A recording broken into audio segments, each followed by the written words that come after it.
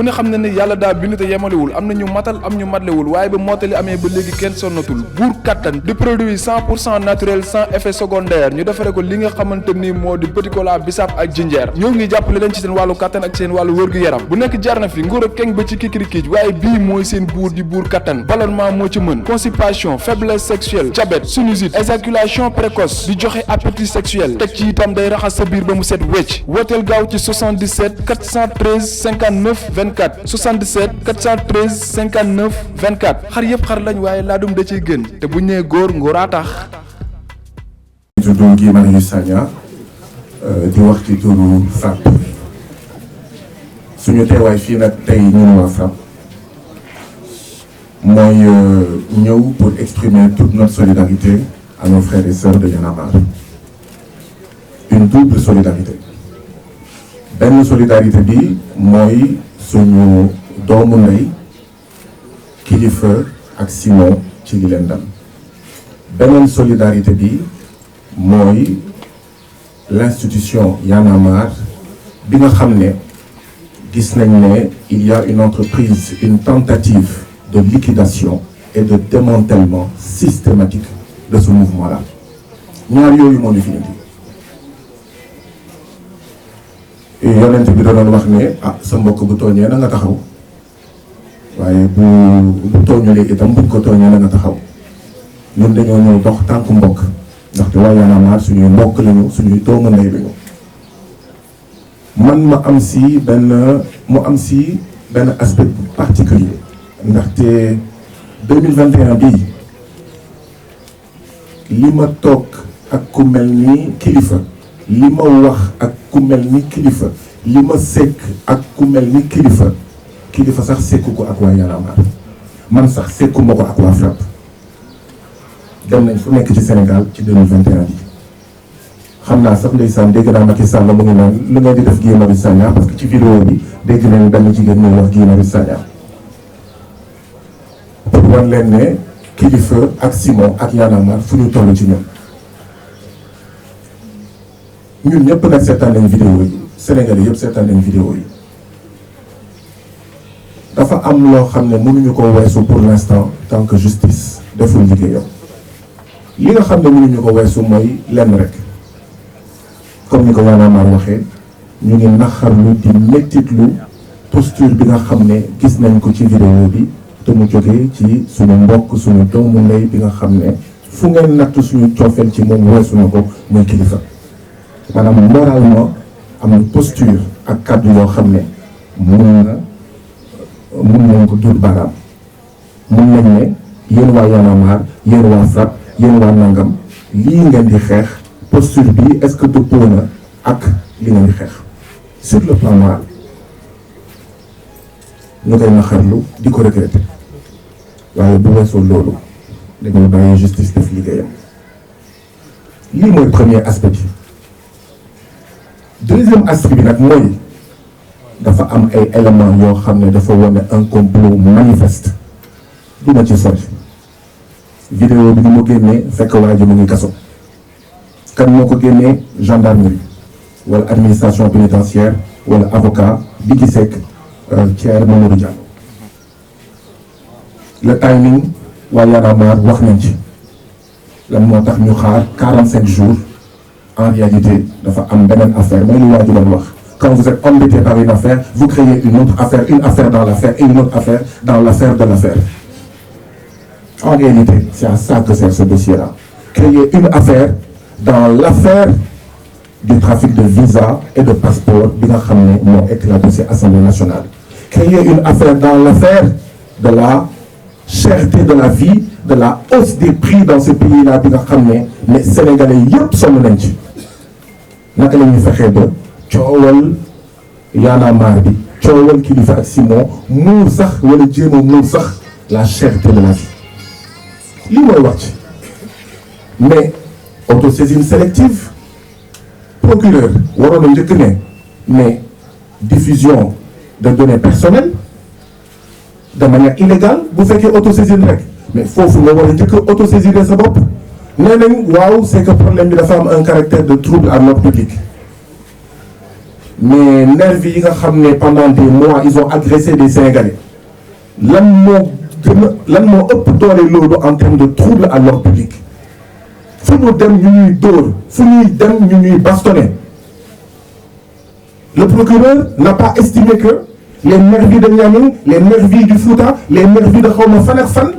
c'était pas un trouble à l'ordre public qui était suffisamment grave et dangereux en termes que ay Sénégalais dóor ay Sénégalais yeneen Sénégalais jël jaasi pour fayu. Procureur autosaisirul jusqu'à présent les nervis sont là ñu ngi daw libres comme l'air, leurs photos ont été diffusées partout. ñu ne léegi dossier bi moo constitué un trouble à l'ordre public tel que il faut que ñu def lii. Autre élément constitutif du complot.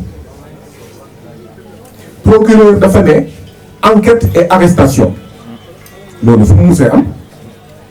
waxul enquête après ñu xaar les résultats de l'enquête pour arrestation dafa ne ñaar laa leen sant na ngeen commencer enquête ba pare na ngeen leen arrêté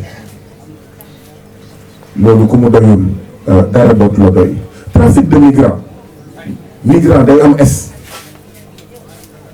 du ngeen mës a lire trafic de migrants te migrant doom S lan mooy migrant dafa am définition naam du kàddu wolof kàddu nasaraan la migrant dafa am tur ak sant lan mooy tur ak sant migrant mooy koo xam ne dafa jóge ci réew mu ndóol mu am jafe-jafe économique ne day dem ci beneen réew ngir am fa xaalis pour wàññi coono loolu mooy migrant. ndax dégg ngeen ci ñaari vidéo yu lëmbee Sénégal ci dossier bi Thier ne moom day migré kan moo am impression que Thier c'est un migrant wala il aspire à être migrant lenn rek la ñu dégg et même dans l'enquête Thier l'a confirmé sama doom dafa feebar et les enquêtes ont confirmé que Thier dafa am doom bu feebar trafic de migrants pour lan donc li ñu bëgg a teg ki nga xam ne moom mooy Simon c'est un autre élément du complot mooy trafic de migrants. Kan mooy migrant bi Thier non ce n'est pas un candidat à la migration c'est un candidat pour yóbbu doomam mu dem faju waaye dafa fekk ne am na charge yoo xam ne boo ci yemee du mujj fenn dañ leen di juger semaine bii jox leen sursis bàyyi leen ñu ñibbi. Autre élément du complot xam nga lan moo tax procureur toog 45 jours soo ko jóg parce que mënu leen jóg y a pas de plainte. C'est la première fois qu'on voit un procureur s'autosaisir dans un dossier qui concerne 2 Sénégalais te plainte amul. 5 membres du FRAPP ñu dóor leen fële Niamey depuis mois de mai ñu porté plainte déposé gendarmerie depuis mois de mai ba tey jii nii tous amul. Il faut être sérieux là ku mu leerul ci ne lii kumba am ndey ak kumba amul ndey la dara du la leer dara dootu la ko won. dama ne dañoo waxoon kumba am ndey ak kumba amul ndey ci Karim Wade du dëgg du yoon ci Khalifa Sall du dëgg du yoon ci Ousmane Sonko du dëgg du yoon et ils ont commencé du ma lim Bougazelli effectivement Bougazelli est libre comme l'air ngeen foog ne dëgg la drogue nañu waxante dëgg waa Y'en a marre ay jàmbaar lañu Kilifeu ak Y'en a marre ils ont donné une leçon de bonne gouvernance depuis 2012 fan ngeen déggee Macky Sall APR ak Benno Bokk Yaakaar def communiqué quand régulièrement tous les jours des ministres sont épinglés ci toje alalu réew mi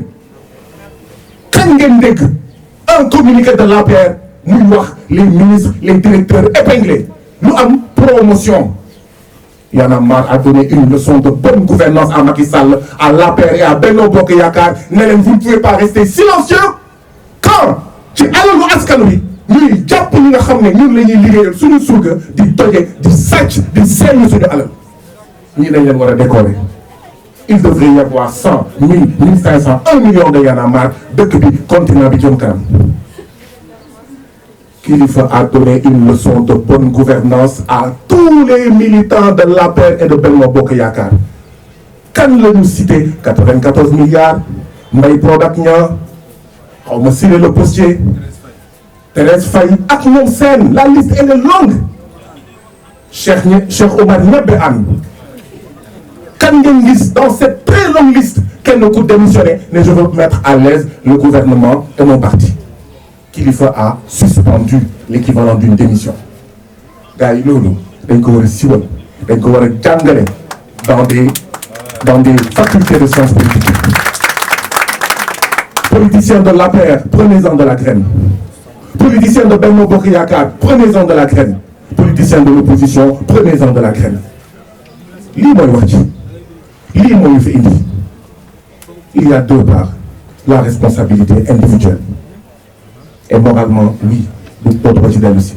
Mais il y a une grande part de complot. Complot boobu nag duñ ko nangu tey duñ ko nangu ëllëg.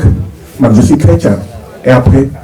bu ma sawee ci mbedd bi, quelle est la presse qui ose dire que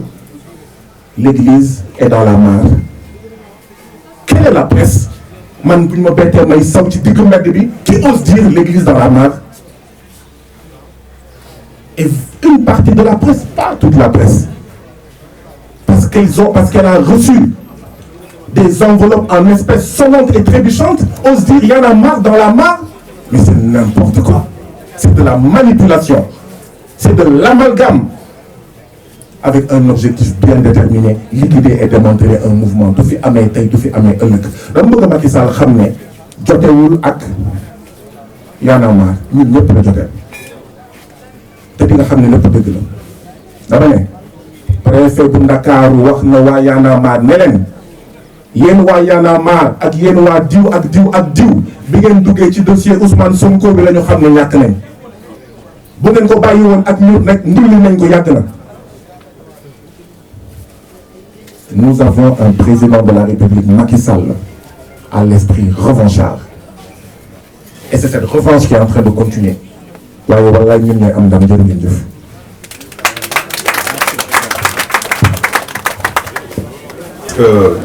li ma jiitu ci micro bi bu leen di jox seen wàccuwaay wax nañ l'essentiel lu ma ci bëggoon yokk rek mooy su ma teewaay fii mooy pour apporter mon soutien à un mouvement que j'ai vu naître, un mouvement que j'ai vu contribuer à la consolidation des acquis démocratiques dans ce pays.